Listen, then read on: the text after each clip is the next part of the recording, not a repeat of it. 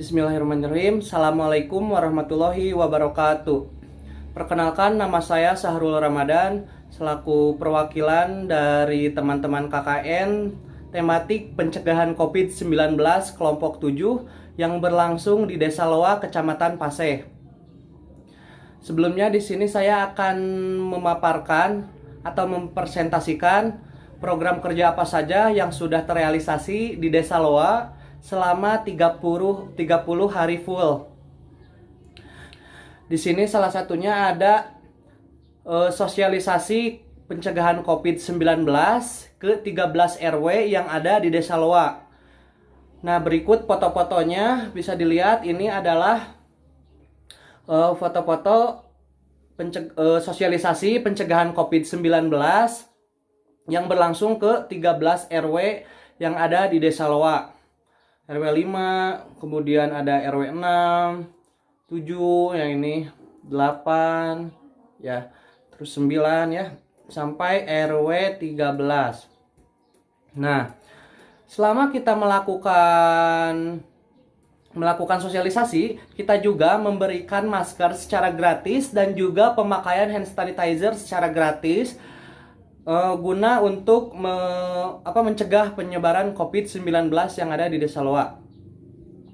Kemudian di sini kami setelah melakukan sosialisasi ke 13 RW yang ada di Desa Loa, kami menarik kesimpulan dengan beberapa poin, yaitu dari bidang kesehatan, bidang ekonomi, dan juga bidang pendidikan. Nah, untuk kesimpulannya di sini yang pertama ada kurangnya informasi tentang COVID-19. Jadi warga-warga di sini masih kurang informasi tentang COVID-19. Masih kurang pengetahuan tentang cara cuci tangan yang baik dan benar, terus cara menggunakan masker itu wajib menggunakan masker di masa pandemi seperti ini, dan juga wajib cuci tangan setiap saat. Kemudian yang kedua ada kurangnya kesadaran masyarakat terhadap protokol kesehatan. Jadi masyarakat di Desa Loa masih ada ya yang tidak menggunakan masker, terus masih ada yang malas cuci tangan, terus masih ada juga yang berkerumunan gitu. Jadi itu kan salah satu protokol kesehatan di masa pandemi seperti ini gitu.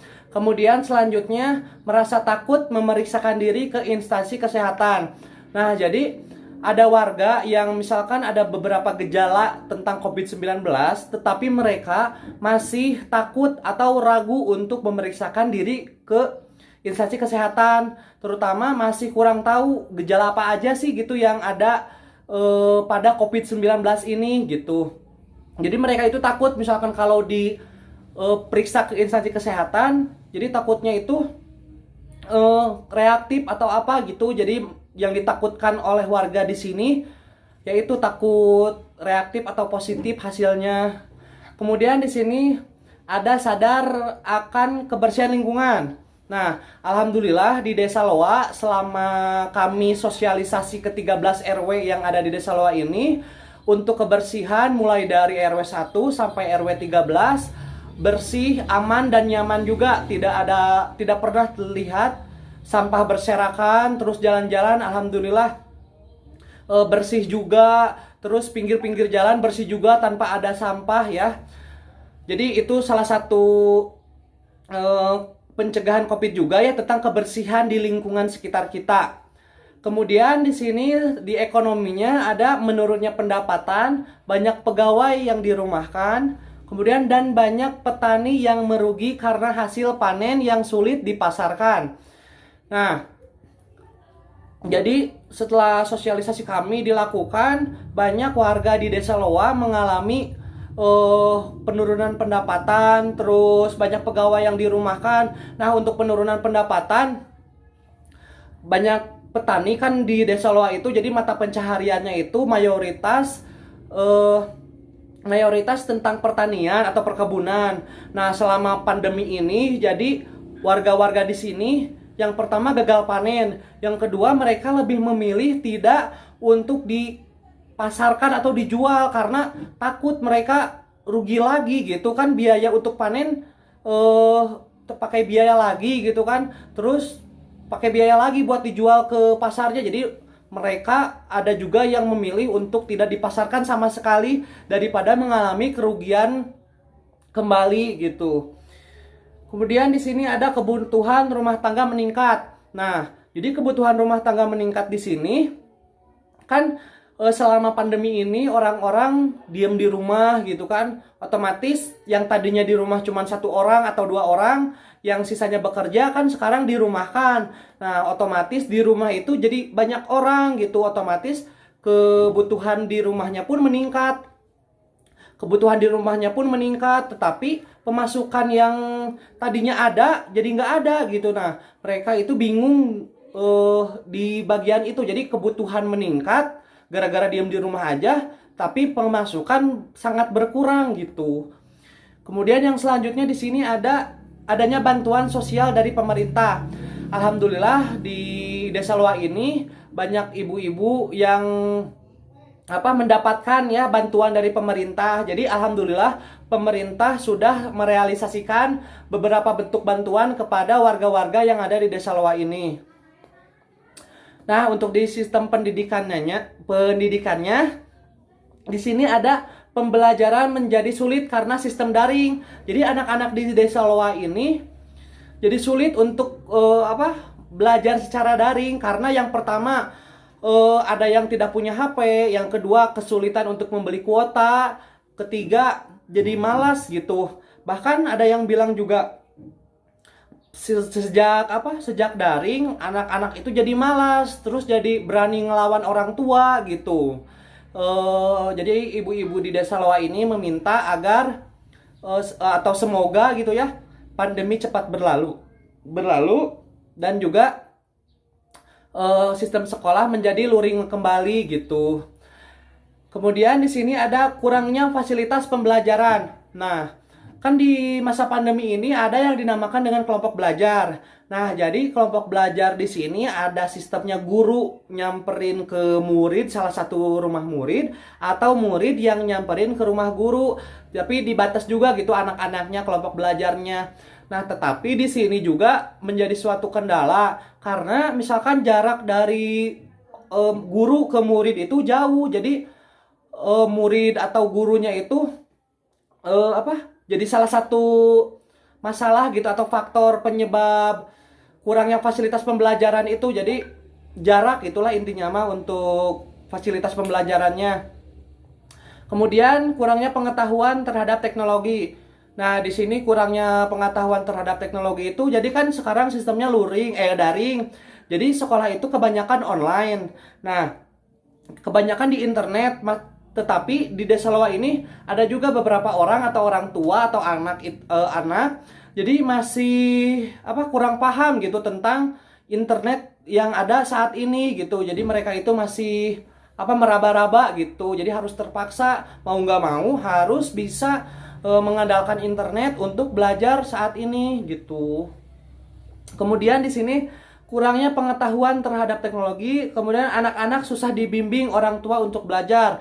Yang tadi saya sebutkan, jadi beda ya cara mendidik guru dan juga orang tua. Jadi kalau misalkan dididik oleh guru kan mereka nurut gitu kan, digugu dan ditiru. Nah, kalau misalkan sama orang tua mereka itu seenaknya gitu, berleha-leha, enggak ya, intinya enggak kayak guru gitu ngedidiknya.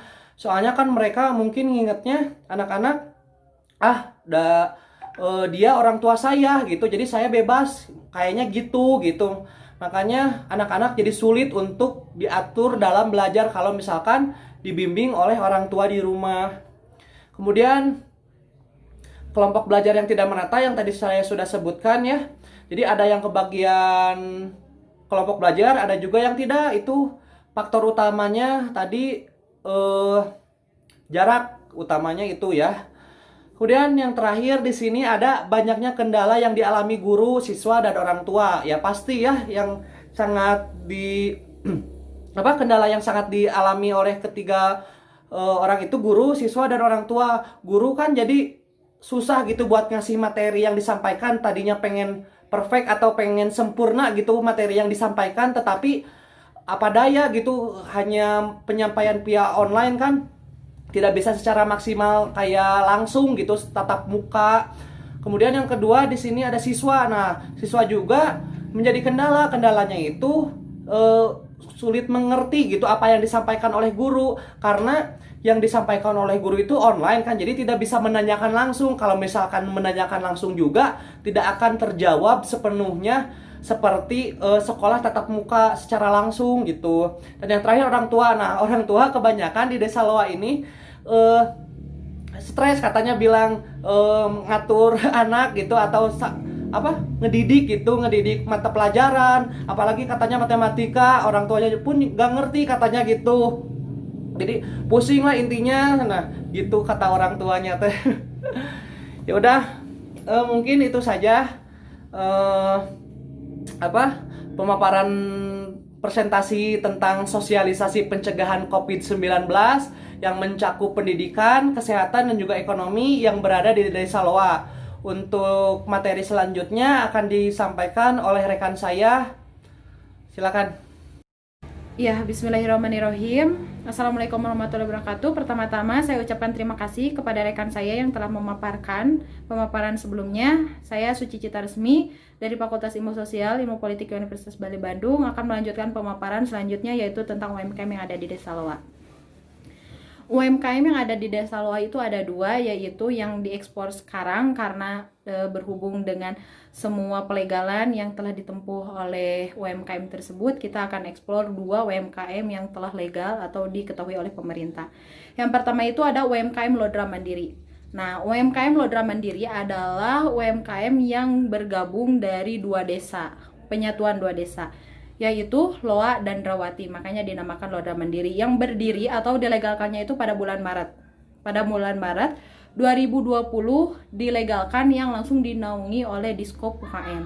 UMKM ini juga termasuk koperasi yang bertujuan dengan memajukan desa dan membantu para petani di Desa Loa, khususnya petani kopi. Koperasi ini juga berawal dari penolakan pemerintah atas perizinan adanya koperasi kembali, karena mengingat 175 koperasi yang ada di Kabupaten Bandung tidak berjalan sesuai dengan harapan Diskop UKM.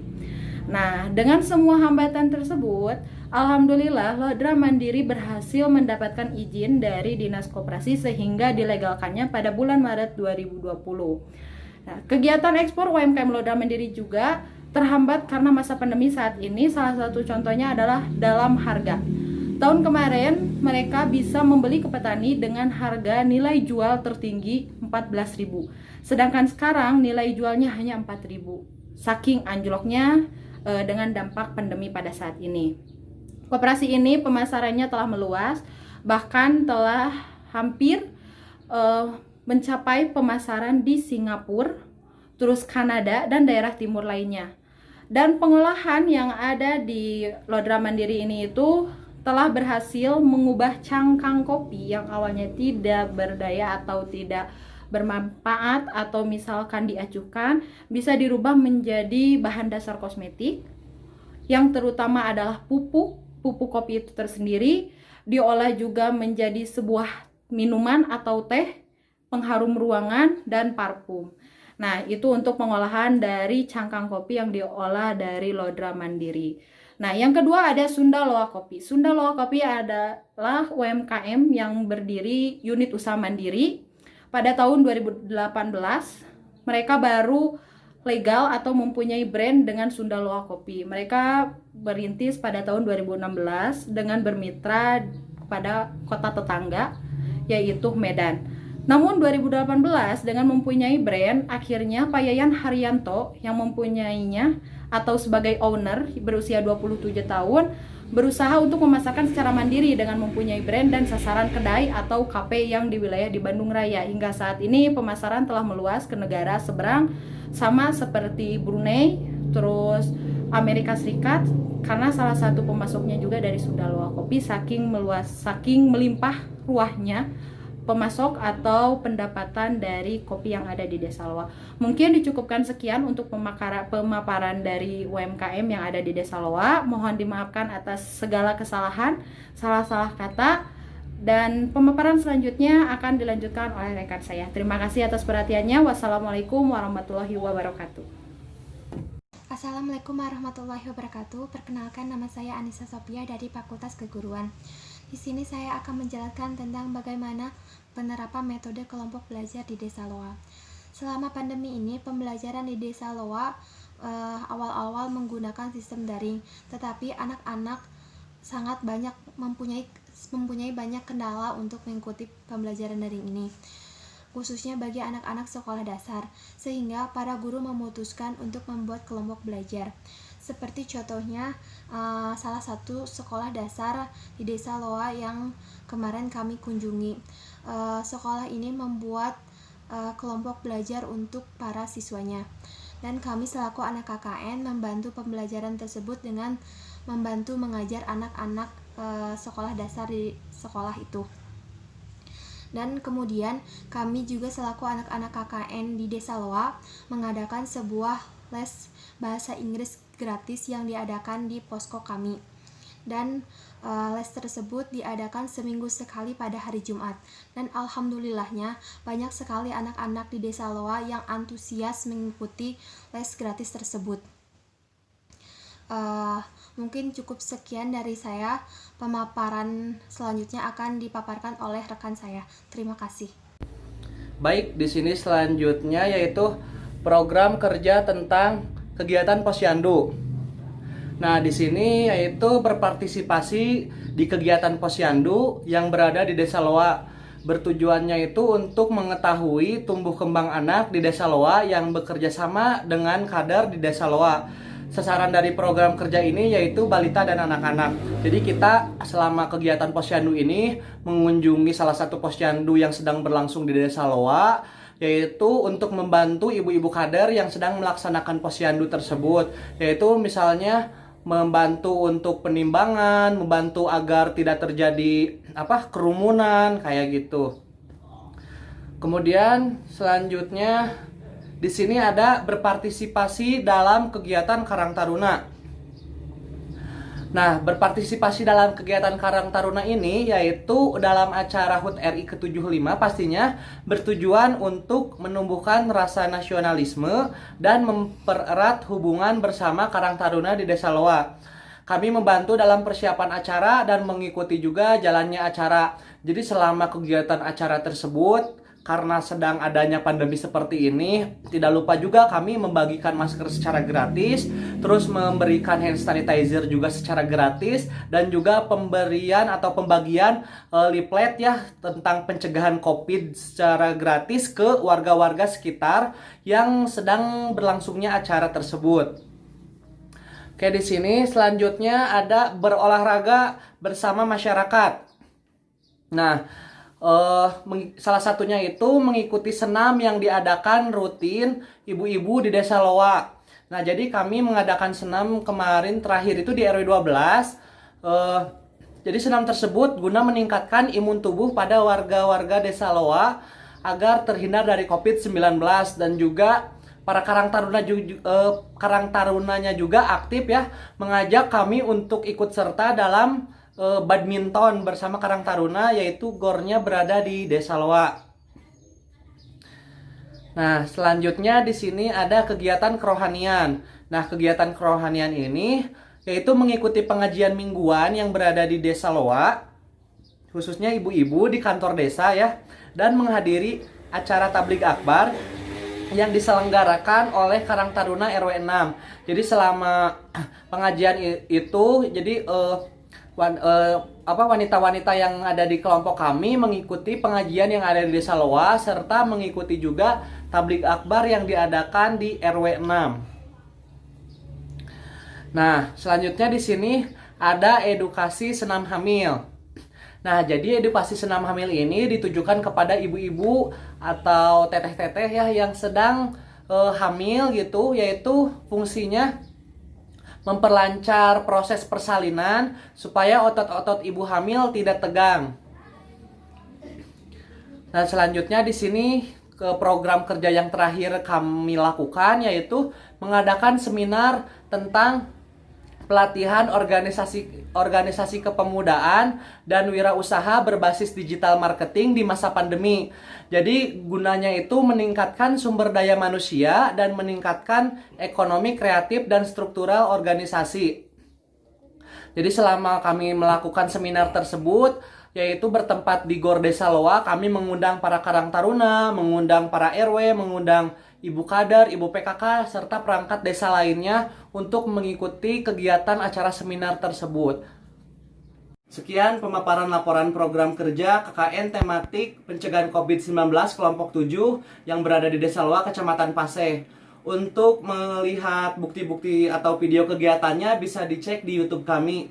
Terima kasih atas perhatiannya, lebih dan kurangnya mohon dimaafkan. Wassalamualaikum warahmatullahi wabarakatuh.